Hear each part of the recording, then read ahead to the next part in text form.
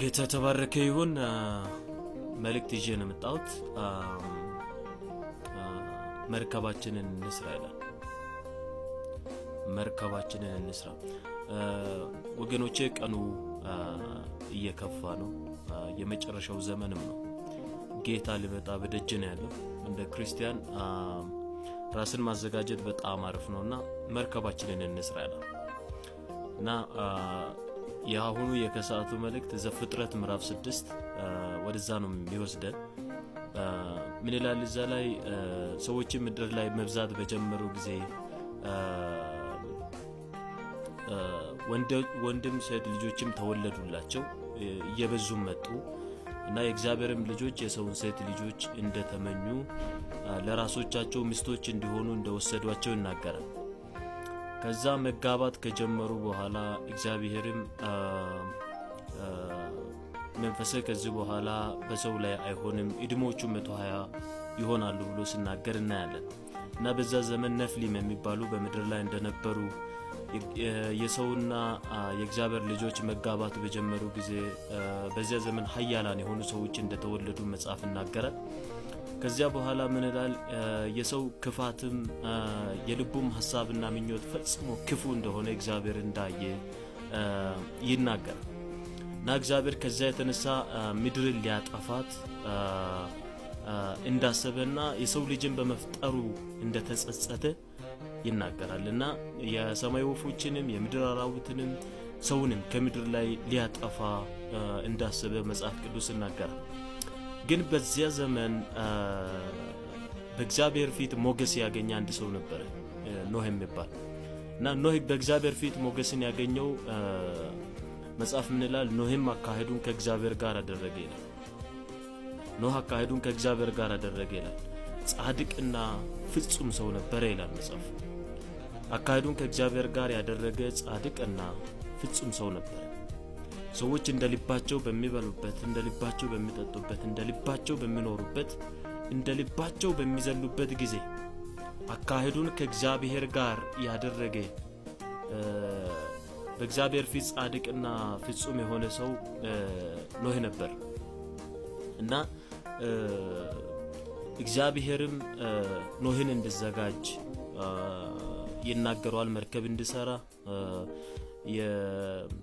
ጥፋት ከፊት እንደተቃረበ እግዚአብሔርም የሰው ልጅን ከምድር ላይ እንደሚያጠፋ ይነግሯል። ኖህም ያው መርከብ ይሰራና ቤተሰቦቹን ያስመልጣል ማለት ነው። እና በዚህ ዘመን ክፋት፣ አመጻ እየበዛ ነው። መጽሐፍ ቅዱስ ላይ ሁለተኛ ጢሞቴዎስ ምዕራፍ 3 ላይ ብዙ ጊዜ የተናገርኩት ጥቅስ በመጨረሻው ቀን የሚያስጨንቅ ዘመን እንዲመጣ ይህንን እወቁ።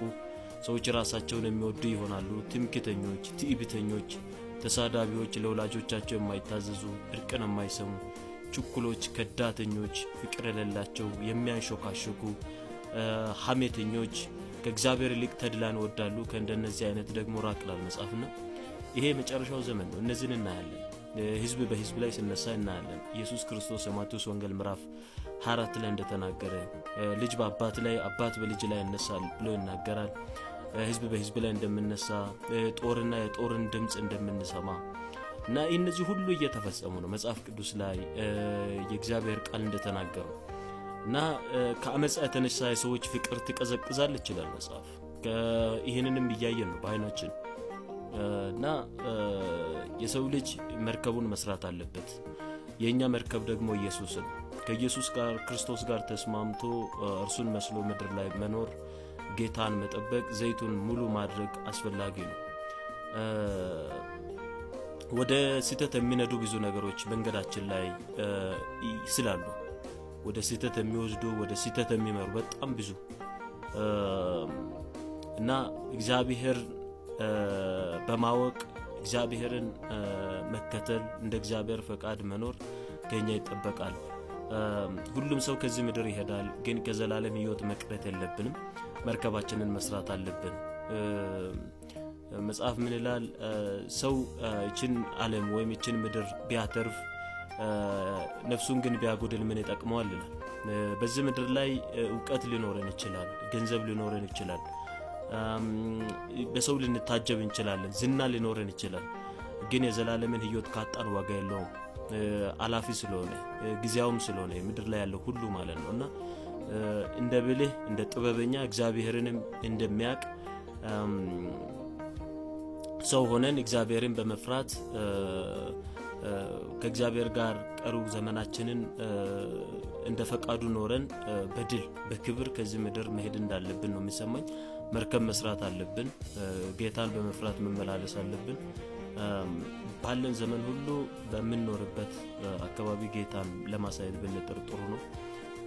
ምክንያቱም የስህተት ጎዳናም ስለበዛ ጌታ የተባረከ ይሁን። መርከብ እንስራ። ቀኖቹ ክፉዎች ናቸውና ዘመኑን ዋጁ ይላል። ጌታ ኢየሱስ ክርስቶስ ይመጣል። ሰዓቱ 11 ሰዓት ነው። ሊመጣ በደጅ ነው ያለው። ምንናፍቀው ጌታ። በዚህ ምድር ላይ ተስፋ የለም። በዚህ ምድር ላይ ለጊዜያዊ ነው የምናሳልፈው። ብንሰራ ሚሊዮነር ብንኖር ቢሊዮነር ብንኖር ኤርፕሌን ብኖረን እውቀት ምንኛ ኖሮን ፕሮፌሰር ብንሆን ዝና ኖሮን ዓለም ቢያጅበን ምድራዊ ነገር ሁሉ አላፊ ነው እና ጊዜያዊ ነው እና አይናችንን ጌታ ላይ እናድርግ። በሰማይ መዝገብ እንሰብስብ። እግዚአብሔርን በነገር ሁሉ እናስቀድም። በቤታችን በሕይወታችን በኑሯችን ጌታ ኢየሱስ ክርስቶስ ብቻውን ይብራ። ቢቻለን ከክፋት ከአመጻ ለመራቅ እንሞክር። በጸሎት የእግዚአብሔርን ፊት በመፈለግ እንትጋ። እግዚአብሔርን በሕይወታችን ላይ እናስከብር። በዘመናችን ላይ እሱ ይክበር። ቀሩ ጊዜያችንን እሱ ይውሰድ። ተባረኩ። ይወዳችኋለሁ። መልካም ጊዜ። አሜን።